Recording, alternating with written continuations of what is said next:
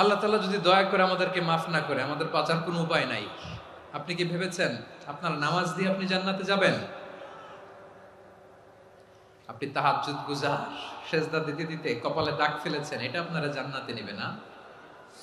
আপনি এলাকার সবচেয়ে বড় হাতেম তাই দানশীল, এই দানের ভরসায় বসে আছেন, কশিন কালো না। আমাদের নামাজ, আমাদের রোজা, আমাদের ইবাদত, এগুলোকে মিজানের পাল্লায় উঠালে কোনো ওজনই হবে না। তবে আমাদের একটা কৌশল জানা আছে, আমরা আল্লাহর রহমতের ভিখারি। আমরা সেদিন আগেই গুনার স্বীকৃতি দিয়ে দেব। আমরা বলবো, আল্লাহ তুমি প্রশ্ন করার আগে তোমার একটা কথা বলি, আমারে কিছু জিজ্ঞেস করো না, আমি সব করেছি। এমন কোন পাপ নাই যে পাপ আমারে দিয়ে হয় নাই। তোমার রহমত দিয়ে তুমি জান্নাতে পাঠাবা, তোমার দয়ায় জান্নাতে যেতে চাই, আমল দিয়ে না। পারবেন বলতে? কিয়ামতের দিন আমরা বলবো, আল্লাহ আমার আমল দিয়ে জান্নাত চাই না, আমি তোমার দয়া দিয়ে জান্নাত চাই। তোমার দয়া ছাড়া আমার কোনো উপায় নাই। কারণ আল্লাহ যদি বিচার করে, বাঁচার কারো উপায় নাই। আল্লাহ যদি বলে ফেলেন তুই এটা করলি কেন, ওখানে গেলি কেন, কোরআনে 1000 বার নিষেধ করলাম তারপরেও এই পাপে জড়ালি কেন, এরকম প্রশ্ন ছুড়ে দিলে আমার উত্তর আছে? বাঁচার কোনো উপায় আছে? রোজ হাসরে হে আল্লাহ আমার করোনা বিচার, আল্লাহ করোনা বিচার। বিচার চাহিনা তব দয়া চাই, এ গুনাহগার, করোনা বিচার। আপনার আমল দিয়ে জান্নাতে যাবেন? কি দিয়ে যাবেন? আল্লাহর দয়া দিয়ে। আল্লাহর রহম আর দয়া ছাড়া কেউ জান্নাতের চেহারাও দেখতে পাবে না। আমার প্রিয় ভাইয়েরা, এই দোয়া আল্লাহর কাছে পছন্দনীয় হওয়ার কারণ তিনটা। দোয়ার প্রথম অংশে আছে তাওহীদ, আল্লাহর একত্ববাদের ঘোষণা। এই দোয়ার দ্বিতীয় অংশ আছে তাসবিহ, আল্লাহর প্রশংসা সূচক বাণী। এই দোয়ার 3 নাম্বার অংশ পাপের স্বীকৃতি। তাহলে আমরা সবাই গুনাহগার। আমরা আল্লাহর কাছে পাপের স্বীকৃতি দিয়ে বলবো, ও আল্লাহ ইন্নী কুনতু মিনাজ জালিমিন, আমরা জুলুম করেছি, পাপ করেছি, অন্যায় করেছি, আল্লাহ বুঝতে পারি নাই। শয়তানের ওয়াসওয়াসায় পড়ে, বন্ধুর পাল্লায় পড়ে, নফসের খায়েশ মিটাতে যে আল্লাহ করে ফেলেছি। তুমি গুনাহ না মাফ না করলে আমাদের গুনাহ মাফ করার দ্বিতীয় কেউ নাই। ঠিক কিনা বলেন? এভাবে অনুতপ্ত হয়ে যদি আল্লাহর কাছে দোয়া করেন, দেয়ালে পিঠ থেকে গেছে, কোনো রাস্তা নাই বের হওয়ার, ওই মুহূর্তেও আপনাকে বিপদ থেকে উদ্ধার করবে কে? বিশ্বনবী চরম বিপদে পড়লে দুটা দোয়া পড়তেন। প্রথম হলো এটা, লা ইলাহা ইল্লা আনতা সুবহানাকা ইন্নী কুনতু মিনাল জালিমিন। এই দোয়াটা আমরা বেশি বেশি পড়ব প্রিয় ভাইরা। রাজি আছেন? সবাই আওয়াজ করে পড়ুন ইনশাআল্লাহ।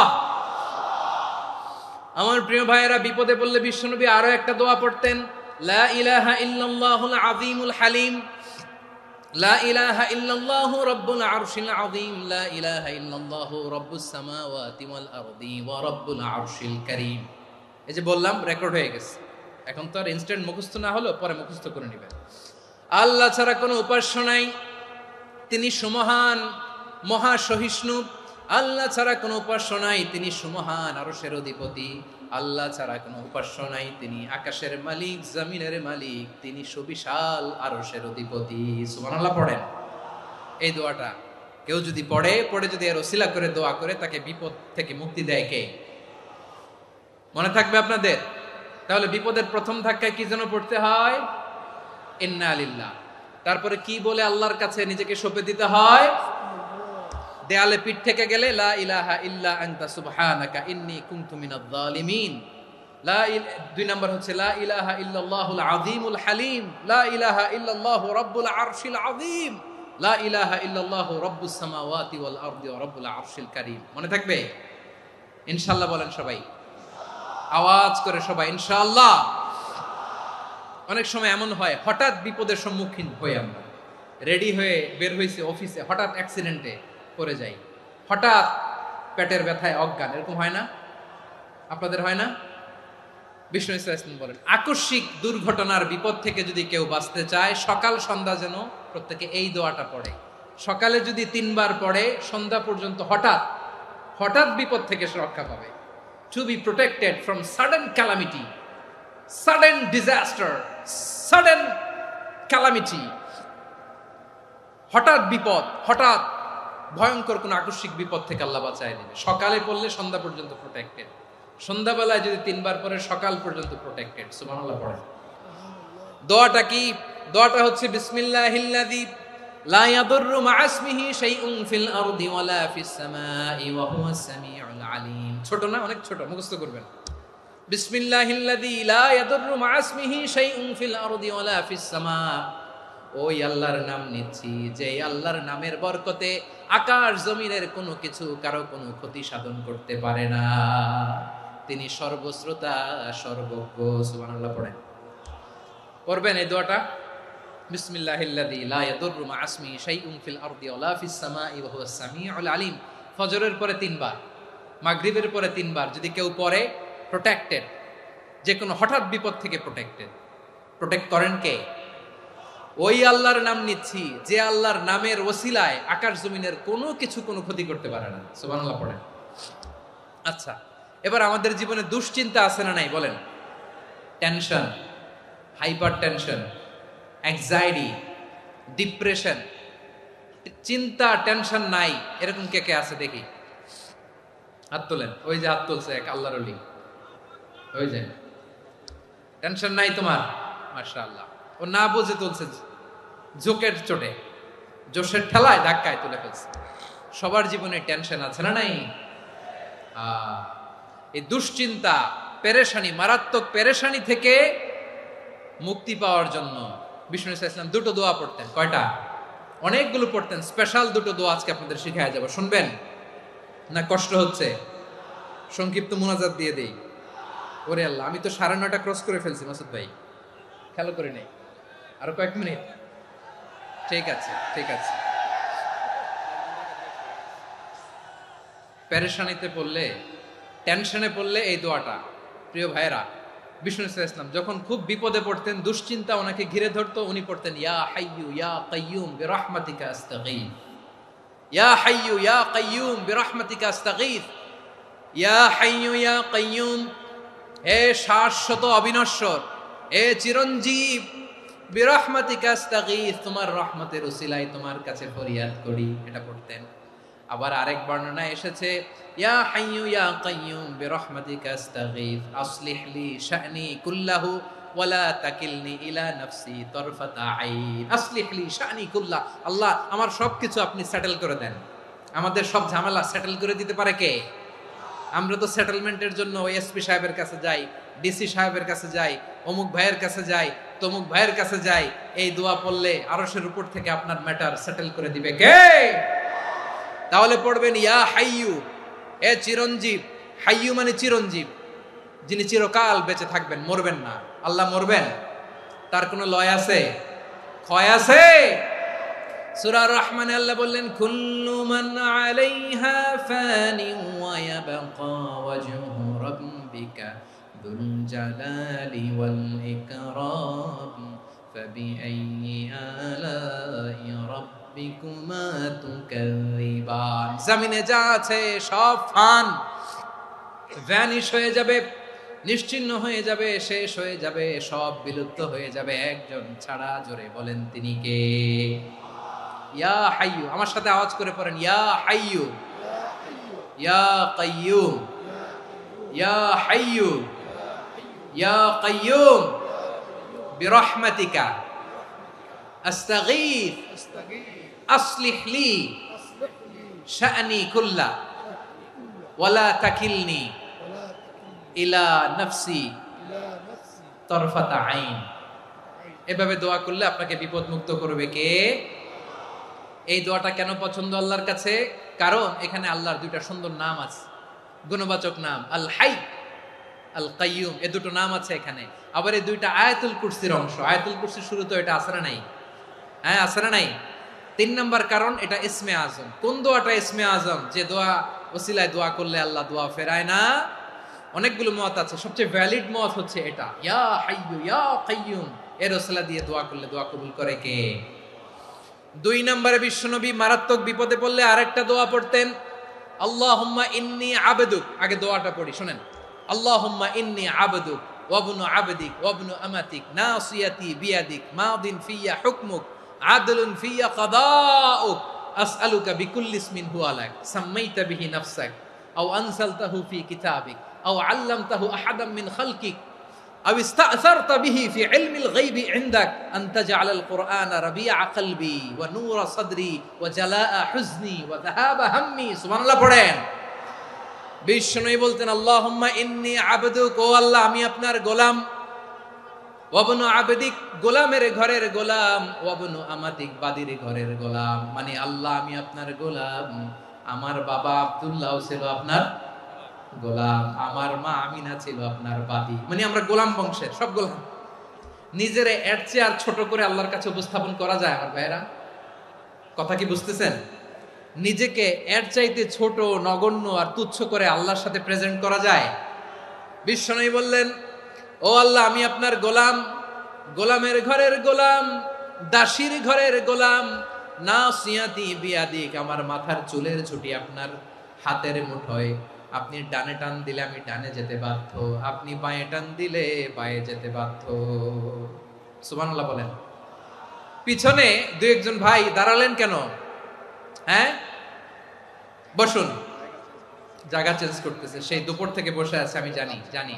মাশাআল্লাহ, কেউ দু একজন বেরিয়েছে, গ্যাপ পূরণ করতেছে। মাশাআল্লাহ পড়েন, সুবহানাল্লাহ আলহামদুলিল্লাহ লা ইলাহা ইল্লাল্লাহু মুহাম্মাদুর রাসূলুল্লাহ সাল্লাল্লাহু আলাইহি ওয়াসাল্লাম। বিশ্বনবী বললেন, আল্লাহ আমার মাথার চুলের ঝুঁটি আপনার হাতের মুঠোয়। আচ্ছা, এইভাবে কাকে ধরা হয়? যে খুব ছোট, ঠিক কি না? নিজেকে কত ছোট করলেন বিশ্বনবী। ও আল্লাহ আমার মাথার চুলের ঝুঁটি আপনার হাতের মুঠোয়, আপনি ডানে টানলে আমি ডানে যাব, বাঁয়ে টানলে বাঁয়ে যাব। আল্লাহ আসআলুকা বিকুল্লি ইসমিন হুয়া লাক নাসিয়াতি বিয়াদিক মাদিন ফিয়া হুকমুক, আপনার নির্দেশ আমার উপর কার্যকর হবেই হবে। আদলুন ফিয়া কাদাউক, আপনার ফয়সালা, যেই ফয়সালাই আপনি আমার জন্য করেন এটাই ইনসাফ। সুবহানাল্লাহ বলেন। আমরা আল্লাহর ফয়সালায় সন্তুষ্ট হতে চাই না। কত কমপ্লেইন, আল্লাহ তুমি এটা দিলা না, ওইটা পাইলাম না, ওইটা হইল না রে, এরকম অভিযোগ, কমপ্লেইন আমাদের আছে না নাই? আর বিশ্বনবী বলতেন, আদলুন ফিয়া কাদাউক, আল্লাহ আমার জন্য তোমার যেটা ফয়সালা এটাই সবচেয়ে শ্রেষ্ঠ ইনসাফ, এর চেয়ে ইনসাফ আর হতে পারে? এভাবে কায়মান বাক্যে আল্লাহর কাছে বিশ্বনবী দোয়া করতেন। এরপরে বিশ্বনবী বললেন, আল্লাহ তোমার যত নাম আছে সব নামের ওসিলায় দোয়া করি, যে নাম তুমি আমাদেরকে জানিয়েছো, যে নাম তুমি আমাদেরকে জানাও নাই, যে নাম তুমি কোরআনে নাজিল করেছো, যে নাম নাজিল করো নাই, যে নাম শুধু নবীদেরকে জানিয়েছো। আর আল্লাহর এমন কিছু চমৎকার চমৎকার সুন্দর সুন্দর নাম আছে, এই নামগুলো রব্বুল আলামিন কাউকে জানাবে না। সুবহানাল্লাহ বলেন। আমরা তো 99 নাম জানি, 100 নাম জানি আল্লাহ, কিন্তু আল্লাহর এমনও কিছু নাম আছে যেগুলো আল্লাহ বিশ্বনবীরও জানায় নাই। এগুলো আল্লাহ ইলমুল গায়বে রেখে দিয়েছেন। দোয়ার সময় বলবেন, আল্লাহ তোমার যেই নামগুলো জানি, যেগুলো জানি না, যেগুলো কোরআনে আছে, যেগুলো নাই, যেগুলো নবীরে খাস ভাবে জানাইছো ওগুলোর উসিলায়, যেগুলো কোনোদিন জানাবাও না, তোমার ওই নামের উসিলাও তোমার কাছে চাই। আল্লাহ কোরআনকে আমার হৃদয়ের বসন্ত বানাও, আমার বক্ষের জ্যোতি বানাও, আমার চিন্তা দুশ্চিন্তা তুমি দূর করে দাও। বিশ্বনবী বললেন, এই কালিমাগুলো, এই বাক্যগুলো পড়ে যদি কেউ আল্লাহর কাছে ফরিয়াদ করে, তার হৃদয় থেকে দুশ্চিন্তা কাটিয়ে দিবে কে? পড়বেন, এই দোয়াগুলো পড়বেন। আচ্ছা, সব শেষে বলি, ঋণের বোঝায় যারা জর্জরিত, বিষ্ণু ইসলাম চমৎকার একটা দোয়া শিখিয়েছেন। আমাদের অনেকে ঋণের বোঝায় জর্জরিত, আছে না নাই? এদিকে কেউ আছেন? থাকলে হাত তোলার দরকার নেই, থাকলে এই দোয়াটা পড়বেন। এক সাহাবীর নাম আবু উমামা, নামাজের ওয়াক্ত ছাড়া উনি মসজিদে যেয়ে বসে আছে। বিশ্বনবী বললেন, কিরে আবু উমামা, নামাজের তো ওয়াক্ত হয় নাই, মসজিদে কি? সাহাবী বলে, হুমুমুন লাজিমাতনি ওয়া দুয়ুন, নবী গো ঋণের বোঝায় এমন টেনশনে আছি, ঘরে থাকতে পারলাম না, মসজিদে চলে আসছে। বিশ্বনবী বলেন, আমি কি তোমার এমন একটা দোয়া শিখাবো যেটা পড়লে আল্লাহ তাআলা তোমার ঋণের বোঝা হালকা করে দিবেন? আবু উমামা বললেন, ইয়া রাসূলুল্লাহ অবশ্যই শিখাবেন। বিশ্বনবী বললেন, তাহলে তুমি পড়বা, আল্লাহুম্মা ইন্নী আউযু বিকা মিনাল হাম্মি ওয়াল হাযান ওয়া আউযু বিকা মিনাল জুবনি ওয়াল বুখল ওয়া আউযু বিকা মিন গালাবাতিদ দাইনি ওয়া কাহরির রিজাল। ও আল্লাহ, তোমার কাছ থেকে দুশ্চিন্তা থেকে পানাহ চাই, কৃপণতা, ভীরুতা, অলসতা, কার্পণ্যতা, এই সব কিছু থেকে, মানুষের কঠোরতা, আমার উপর মানুষের আধিপত্য এবং ঋণের বোঝা থেকে পানাহ চাই। এই দোয়াটা যখন বিশ্বনবী শিখাই দিলেন, আবু মামা বারবার এই দোয়া পড়ে, আল্লাহুম্মা ইন্নী আউযু বিকা মিনাল হাম্মি ওয়াল হাযান ওয়া আউযু বিকা মিনাল আজজি ওয়াল কাসাল ওয়া আউযু বিকা মিনাল জুবনি ওয়াল বুখল ওয়া আউযু বিকা মিন গালাবাতিদ দাইনি ওয়া কাহরির রিজাল। আবু মামা বলে এই দোয়া আমি পড়তে লাগলাম। কিছুদিন পরে দেখা গেল বিশ্বনবীর শেখানো এই দোয়ার বদৌলতে আল্লাহ তাআলা আমার সব ঋণ পরিশোধের ব্যবস্থা করে দিয়েছেন। পড়বেন আমার প্রিয় পটুয়াখালীর ভাইরা। বিশ্বনবীর জামাতা সাইয়্যিদিনা আলী রাদিয়াল্লাহু তাআলা আনহুর কাছে এক লোক এসে বলে, হে আলী, ঋণের বোঝায় আমি জর্জরিত, আমার কিছু অর্থ দিয়ে সাহায্য করো। সাইয়্যিদিনা আলী রাদিয়াল্লাহু তাআলা আনহু বললেন, আমি কি তোমারে এমন একটা দোয়া শিখাবো যেটা বিশ্বনবী আমাদের শিখিয়েছেন? এই দোয়া যদি তুমি পড়ো, লাউ কানা আলাইকা মিসলু জাবালিন কাবীরিন দাইনান আদাল্লাহু আনকা, পাহাড় পরিমাণও যদি ঋণের বোঝা হয়, আল্লাহ এটা পরিশোধের ব্যবস্থা করে দিবেন। ছোট্ট একটা দোয়া বিশ্বনবী শিখালেন, বললেন তুমি পড়বা, আল্লাহুম্মা কফিনি বিহালালিকা আন হারামিকা ওয়া আগনিনি বিফাদলিকা আম্মান সিওয়াক। মুখস্থ আছে? হ্যাঁ আছে। আল্লাহুম্মা কফিনি বিহালালিকা আন হারামিক, আল্লাহ তোমার হালাল দিয়ে আমাকে পরিতুষ্ট করো, হারাম থেকে বাঁচিয়ে রাখো, আর তোমার অনুগ্রহে মানুষের মুখাপেক্ষী যেন আমি না হই, আমি যেন সবসময় তোমার মুখাপেক্ষী হয়, ওই তৌফিক দিও। সুবহানাল্লাহ পড়েন। এই দোয়া বেশি বেশি পড়লে ঋণের বোঝা হালকা করে দিবে কে? তাহলে প্রিয় ভাইয়েরা, বিপদে পড়লেই প্রথমে কি পড়বেন?